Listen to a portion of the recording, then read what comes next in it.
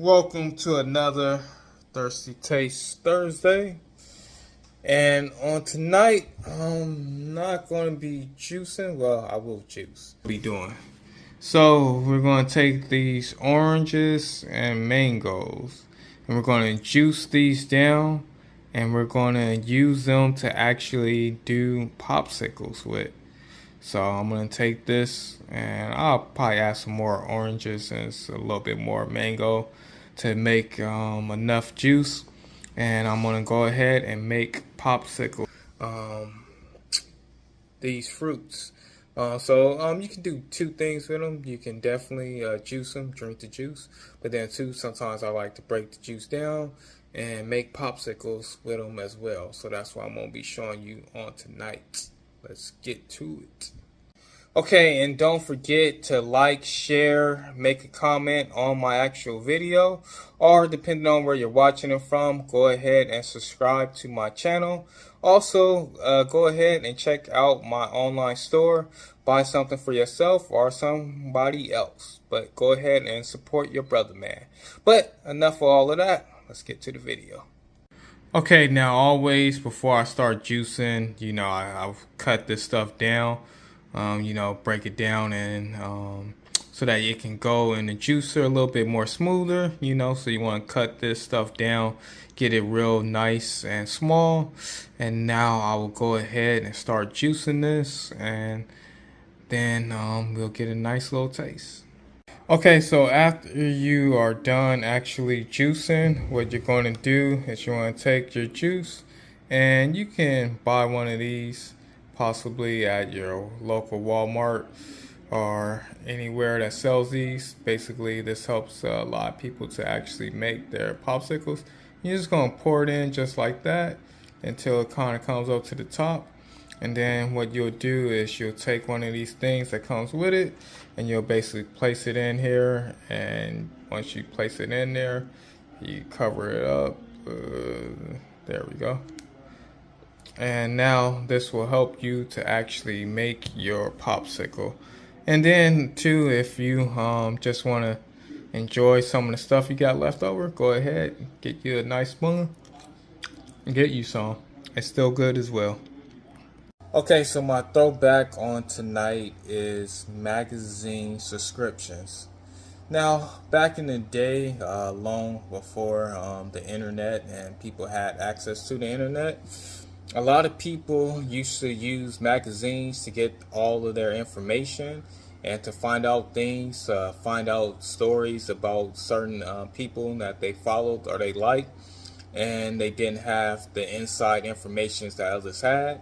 And then this is too, instead of people going online and actually doing interviews, oftentimes people, famous people or just people in general, would do interviews through magazines, and certain magazines would interview people, and then they would have a point on there where they can edit certain things. So oftentimes if you talk to people who used to do this as far as interviewing people for magazines, they have unedited versions of their interviews. So sometimes there were things that were said in the interviews that were actually taken out just because people felt a certain type of way and they didn't want these things to get actually put out there.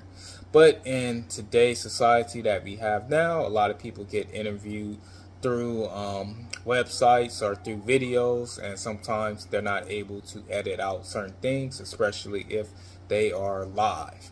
Now, in terms of getting magazine subscriptions, a lot of people look forward to this. This will be something that you will get through the mail. So when the mail came through, you will always have something in the mail that you can look forward to. And when you knew that a new issue of your favorite magazine was coming out, you'll be waiting in the mail, anticipating it to actually come and it to come through, and you can go through all the new articles and things like that. Now also too, depending on what you actually liked, you were able to pick from different things. So if you were into sports, you can look at sports. If you were into music and different music genres, they had magazines for that. If you were into doing drugs, they had magazines for doing drugs. Pretty much how the internet is right now. You can find anything you want to get into with magazines, you were able to find anything and everything that you were willing to actually get into and read about. Now, you will see in most stores they used to hold magazines and they will have magazine sections. Some stores still do have them, but as you can see, a lot of this is going to be extinct at some point in time. Maybe not all, but most of them, because a lot of people aren't actually buying magazines anymore because they get most of their information from social media or from blogs or just from the internet in general. So this is why a lot of magazines are moving towards going to possibly doing blogs or having an online website where they actually do things so that people can get their information and maybe they can sell them some type of membership. But this was something that a lot of people used to actually like and used to enjoy, and it's something that has gone away in terms of people doing it on a regular basis. There are still some magazine subscriptions that you can subscribe to, but this has been a throwback. Now, the thing that I'm actually thirsty about on tonight is, are we moving a little too fast to react to certain news? Oftentimes now, it seems like we don't really know what to trust. With social media and the internet, there's so many things that get put out there all the time. I remember looking at somebody's Facebook page, and I'm not sure if he just did that on purpose. He was just saying some sports stuff that was totally incorrect, and he just put it out there. And a lot of people were like, "Hey, no, this is incorrect." But it's funny that with this day and age and time, you can pretty much put anything out there and people can't, they do have fact checking.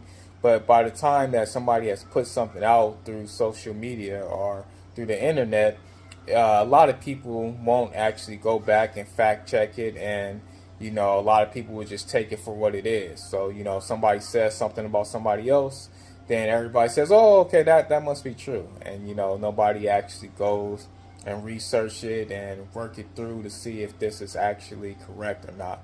I guess this could be possible too, because back in the day, a lot of people who were journalists, they had to make sure that the information was right, and they had to actually check things before they actually put it out.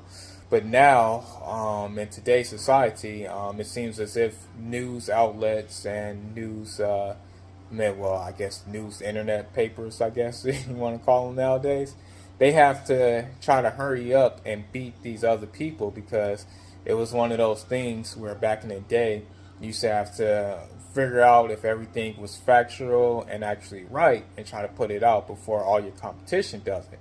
But in the days and times that we live in right now, anybody could just put something out and people may blow it up and say, oh, this actually happened.